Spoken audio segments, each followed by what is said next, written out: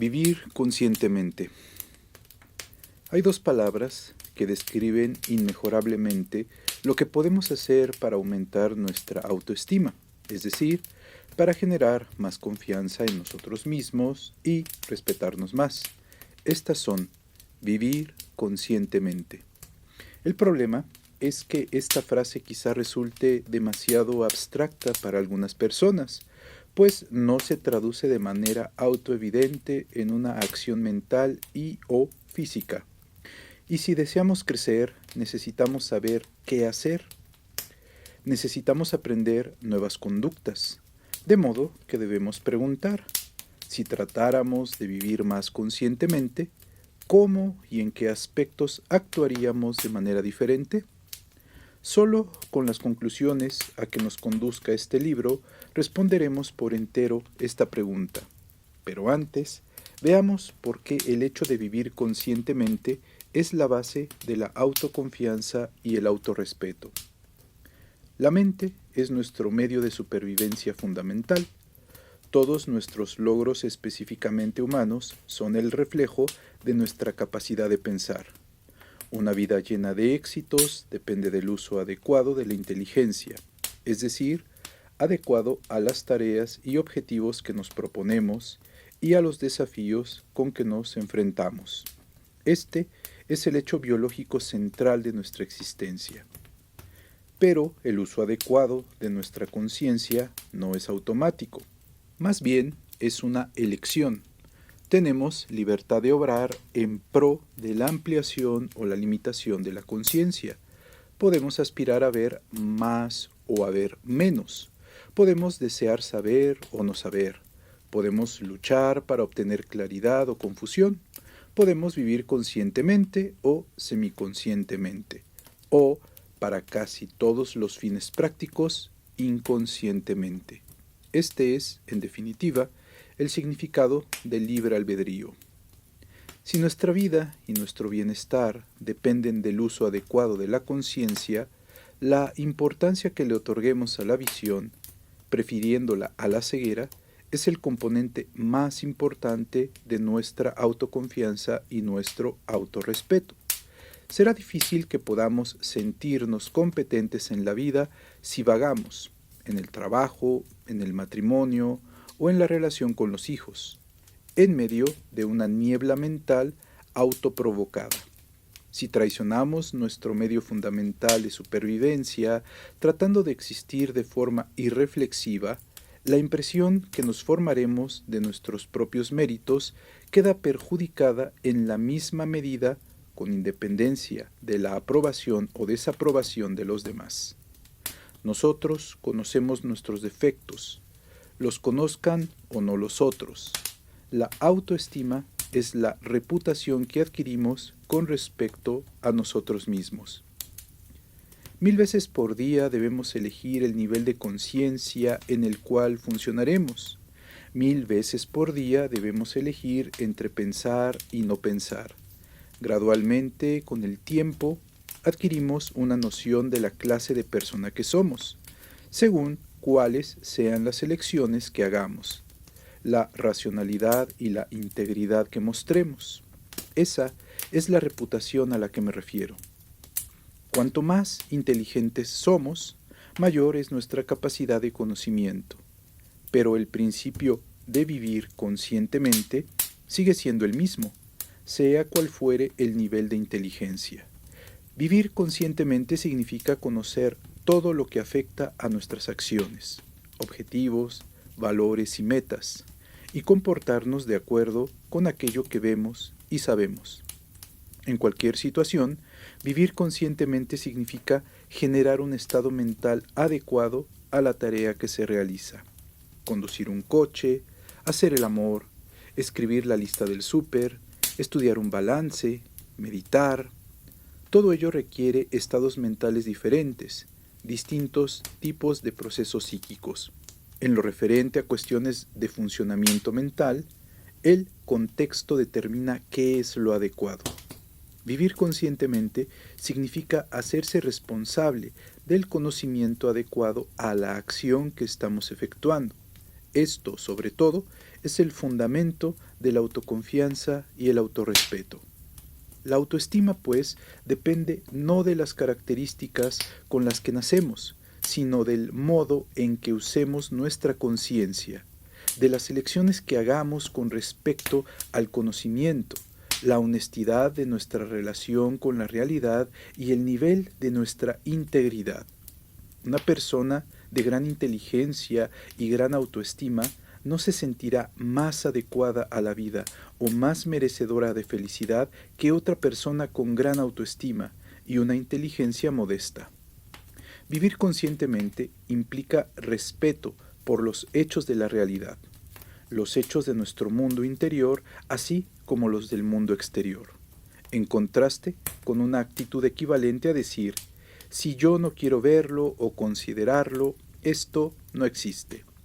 Vivir conscientemente es vivir responsablemente para con la realidad, lo cual no significa que tenga que gustarnos lo que vemos, sino que debemos reconocer lo que es y lo que no es, y que los deseos o los miedos o los rechazos no alteran los hechos. Para ilustrar lo que quiero decir con vivir conscientemente, les ofrezco los siguientes ejemplos. Vivir conscientemente. Cuando Nicanor empezó a trabajar en un nuevo empleo, hizo todo lo posible para cumplir a la perfección con lo que se le pedía, y no cesaba de buscar medios que le permitieran realizar su tarea con mayor eficiencia. Además, procuró comprender el contexto más amplio dentro del cual se desarrollaba su trabajo, a fin de poder ascender y no quedarse estancado para siempre en el nivel en el cual había empezado.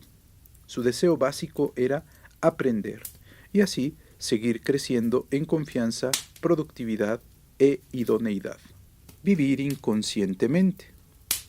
Cuando Rodolfo empezó a trabajar en la misma empresa, pensó que si memorizaba la rutina de las tareas que le habían asignado y no atraía sobre sí una atención negativa, conservaría el empleo. Los desafíos no le atraían, pues implicaban riesgo y requerían pensar. Se condujo dentro del nivel mínimo de conocimiento necesario para repetir los movimientos que le habían enseñado, sin aportar nada por su parte. Rara vez desviaba la vista de su puesto de trabajo, salvo para conversar con sus compañeros o soñar despierto. No sentía curiosidad alguna por su actividad, más allá de lo más inmediato. ¿Qué necesidad tenía? Total. El empleo ya era suyo. Frente a él puso un reloj, para saber exactamente cuándo eran las 5, hora de irse a casa. Cuando se vio frente a su supervisor y éste le reprochó errores que había cometido, su comportamiento típico fue buscar excusas y hervir por dentro. Pero cuando ascendieron a Nicanor y a él no, Rodolfo se sintió perplejo y resentido. ¿Cuál de estos dos patrones de conducta se parece más al suyo? ¿Y cómo influye esta conducta en su autoestima? Vivir conscientemente. Isabel, una mujer felizmente casada, me dijo una vez: una hora después de conocer al hombre con el que más tarde me casé, yo podía haberle dado una conferencia sobre las cosas que harían difícil la convivencia con él. Lo considero el hombre más excitante que he conocido, pero nunca me engañé con respecto a que también es extremadamente introvertido. A veces parece un profesor distraído. Pasa muchísimo tiempo en su mundo personal privado. Tuve que saberlo desde el principio. De lo contrario, más tarde me habría sentido muy defraudada. Él nunca trató de disimular la clase de hombre que era. Yo no entiendo a la gente que se manifiesta herida o disgustada por el modo en que sus parejas resultan ser. Es tan fácil conocer a la gente con solo prestar un poco de atención. Soy feliz en mi matrimonio, pero no porque me diga que mi marido es perfecto o no tiene defectos. Creo que es por eso que sé apreciar su fuerza y sus virtudes.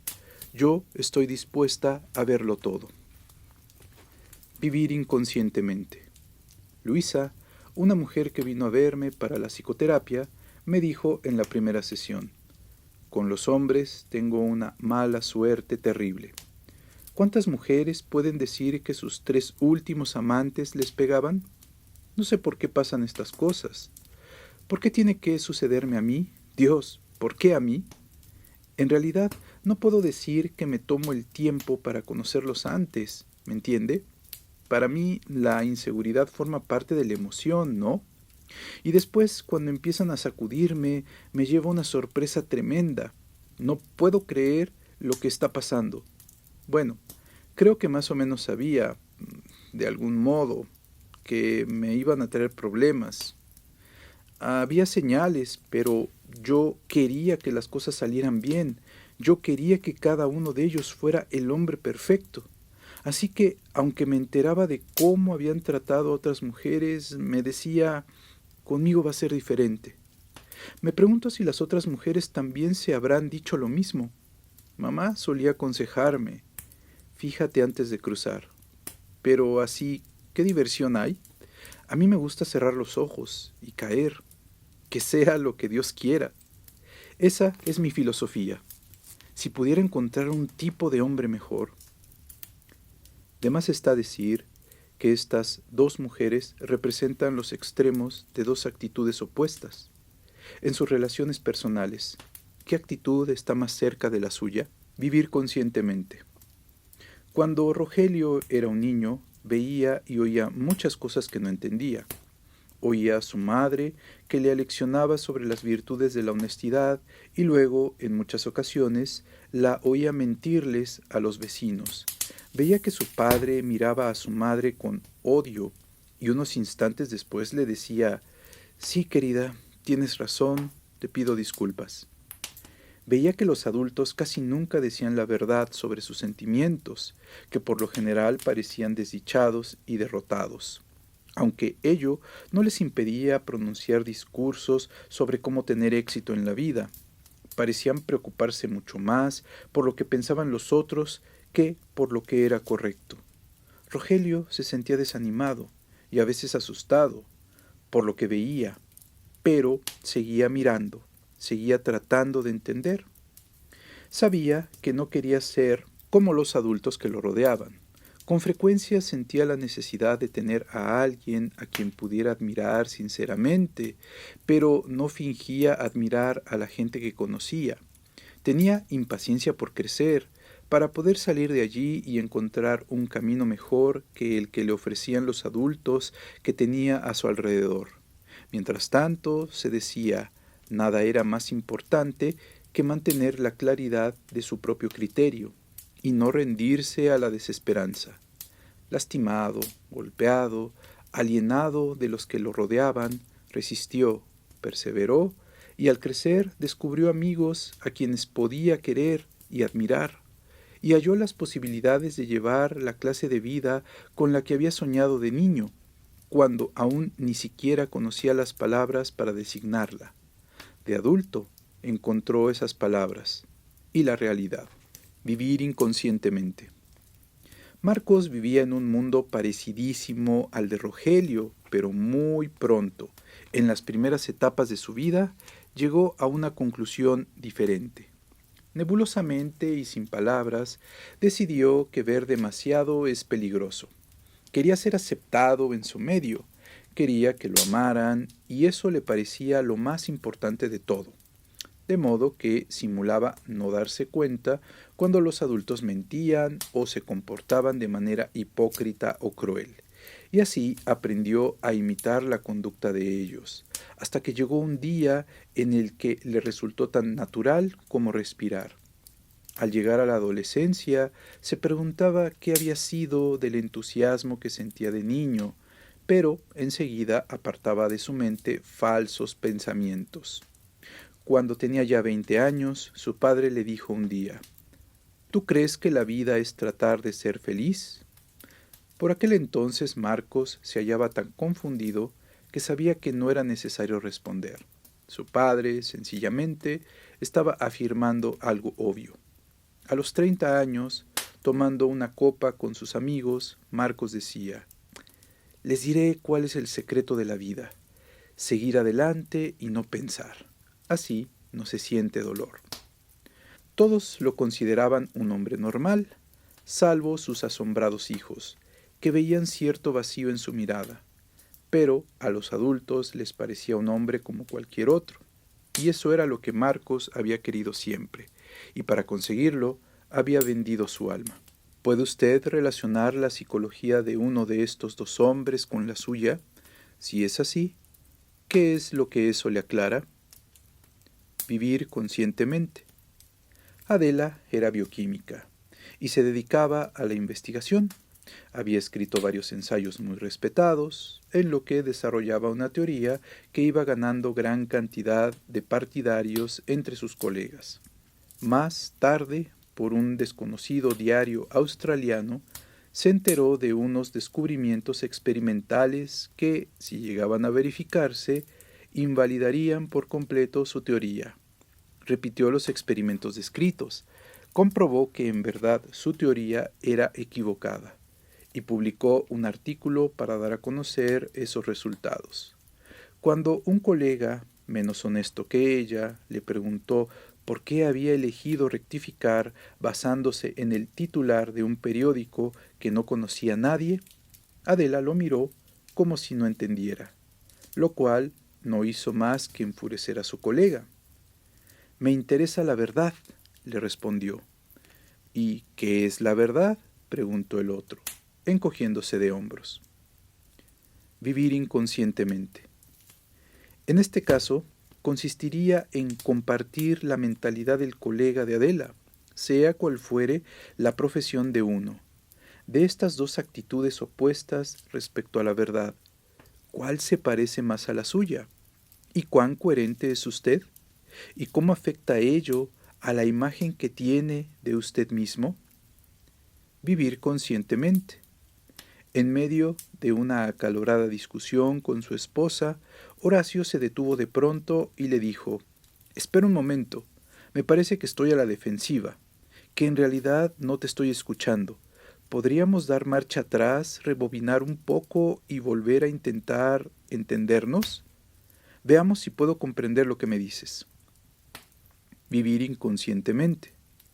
Durante varios años, la esposa de Arturo procuró comunicarle a su marido que no se sentía feliz en su matrimonio. La respuesta característica de él consistía en adormecerse tranquilamente. Si ella trataba de sacar el tema por la mañana temprano, con la esperanza de encontrarlo más despierto, él renegaba. ¿Por qué empiezas a hablar de estas cosas inaguantables cuando sabes que estoy a punto de ir al trabajo? Si ella le pedía que le dijera algún otro momento más apropiado para la charla, Arturo le respondía: «Me estás acorralando, no soporto que me presiones». En una ocasión, ella le confesó que, si no aprendían a comunicarse el uno con el otro, ella no podría soportar seguir viviendo con él. Arturo vociferó: «¿Acaso crees que otras esposas son más felices que tú?», y salió de la casa dando un portazo. Después de eludir la situación varios años, un día se encontró, al volver a casa, con una nota en la que su mujer le decía que se había ido porque no aguantaba más. Entonces gritó a las paredes: «¿Pero qué es lo que está pasando? ¿Cómo pudo suceder esto? ¿Cómo pudo abandonarme sin darme siquiera una oportunidad?». ¿Se identifica usted con alguno de estos modelos de conducta en mayor medida que con el otro? ¿Ve en estas dos historias ciertos aspectos de su propia personalidad? ¿Y lo que ve, le gusta o le disgusta? Vivir conscientemente. Cada vez que Olga se proponía una nueva meta, de inmediato se preguntaba qué iba a necesitar para alcanzarla.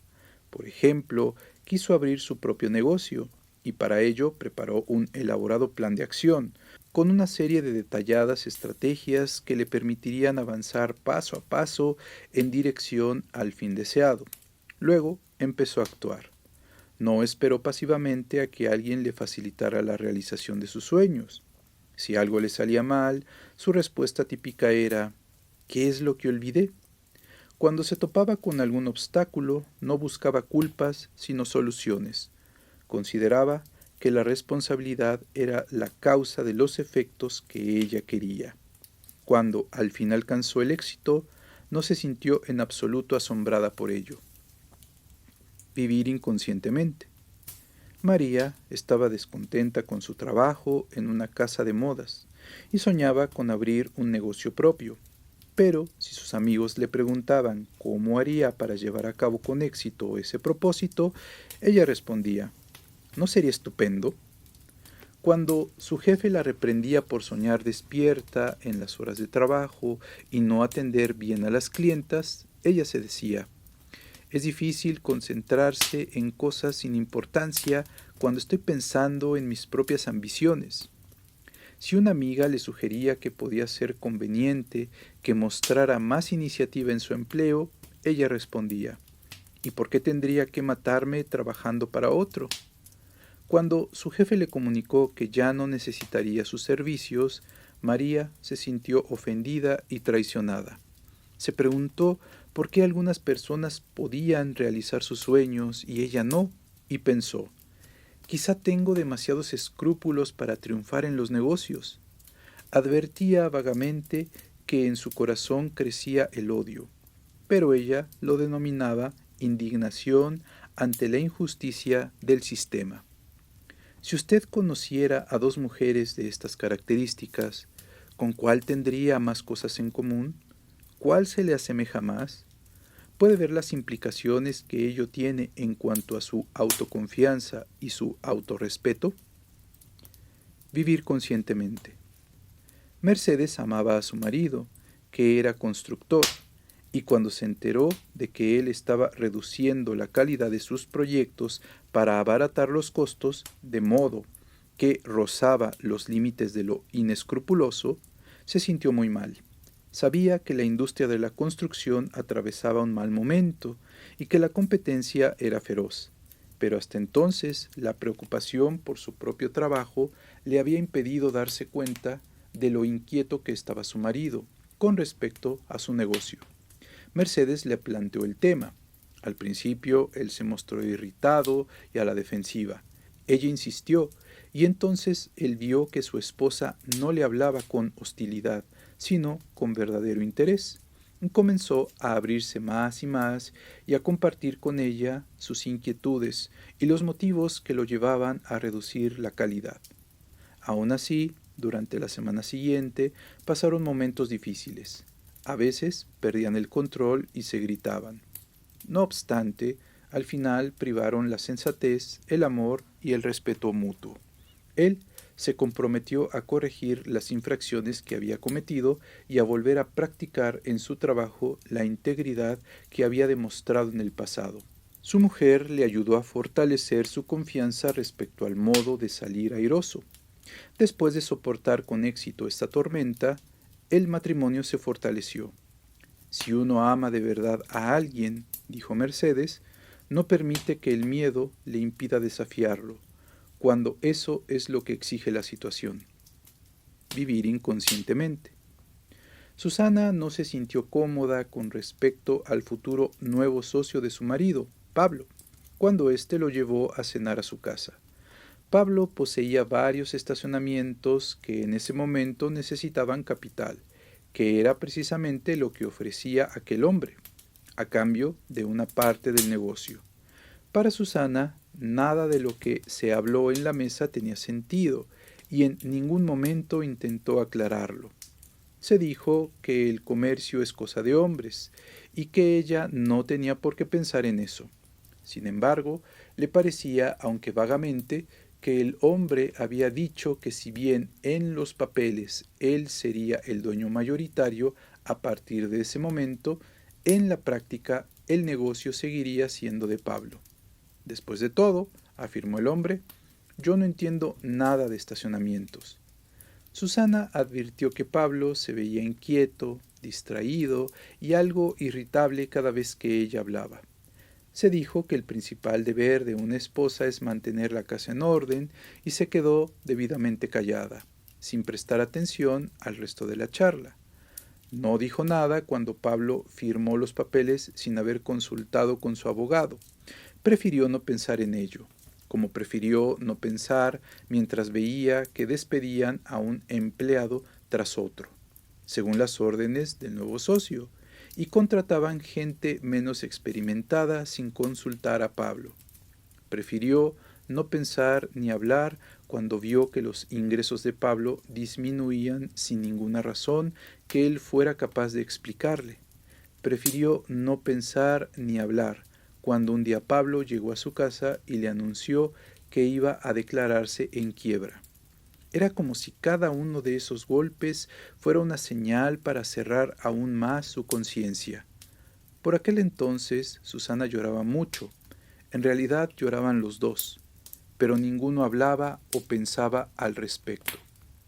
¿Qué es lo que hay que pensar?, le dijo Pablo un día, en respuesta a su silencio. Tuve mala suerte. Podría sucederle a cualquiera. Susana lo miró desde el otro extremo de la mesa, haciendo un intento desesperado de mantener su mente en la bruma, para no ponerse a llorar a gritos.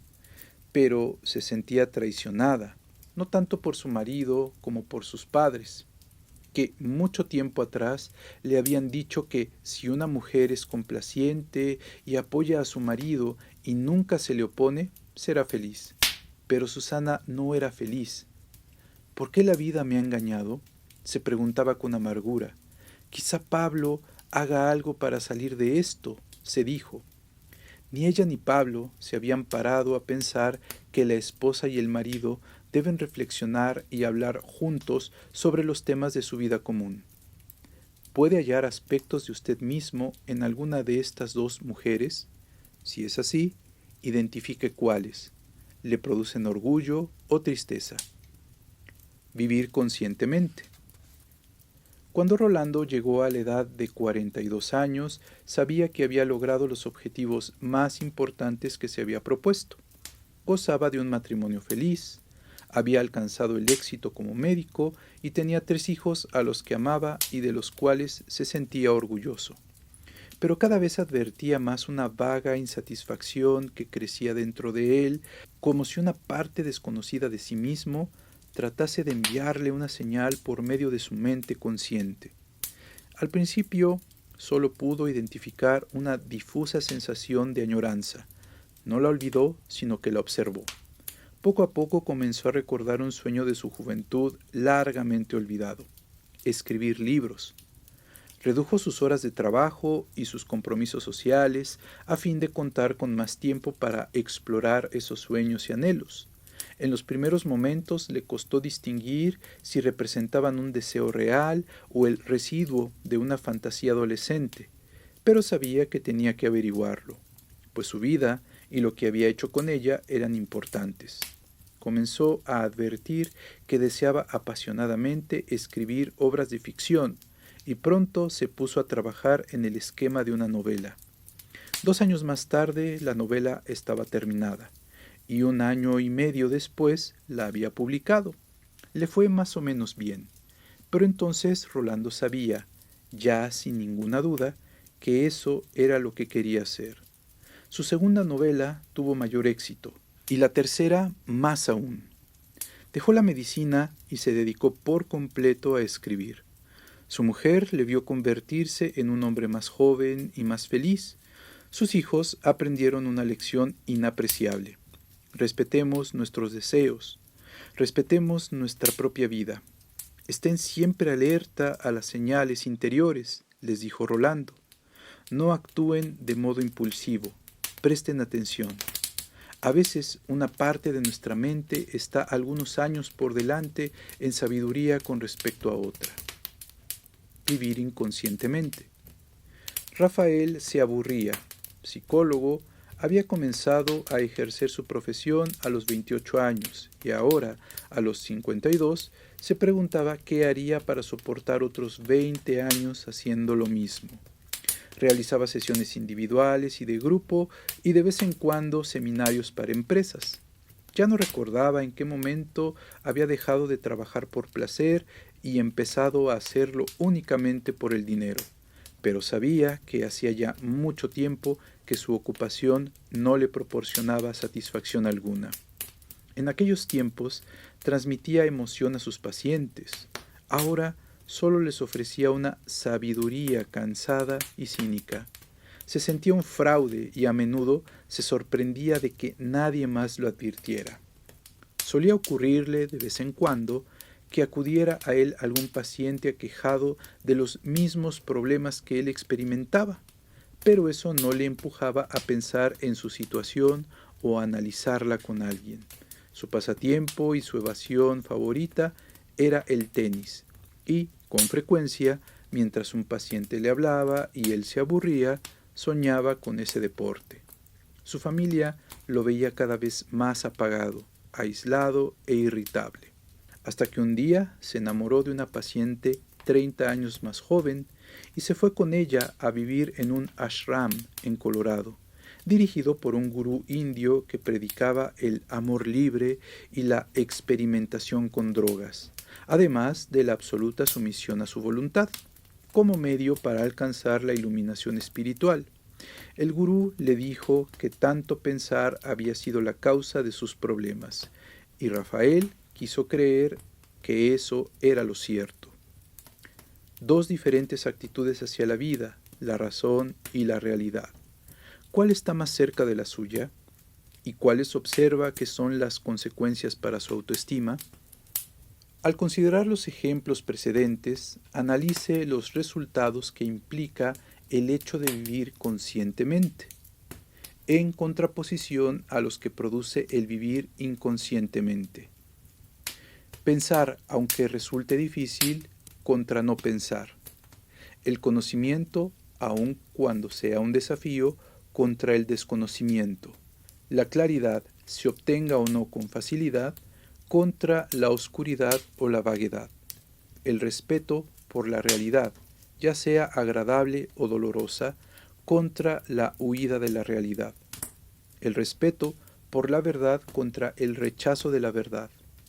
La independencia contra la dependencia. La actitud activa contra la actitud pasiva. La voluntad de correr riesgos adecuados, aunque despierten miedo, contra la falta de voluntad. La honestidad con uno mismo contra la deshonestidad. Vivir en el presente y de acuerdo con él contra replegarse en la fantasía. Enfrentarse a uno mismo contra evitarse a uno mismo. La voluntad de ver y corregir los errores contra la perseverancia en el error. La razón contra el irracionalismo. En las historias anteriores encontrará todos estos temas presentes de un modo implícito. Uno de los puntos más importantes de vivir conscientemente es la independencia intelectual. Una persona no puede pensar a través de la mente de otra. Podemos aprender de los demás, pero el verdadero conocimiento implica comprensión. Y no se trata de la mera repetición o imitación.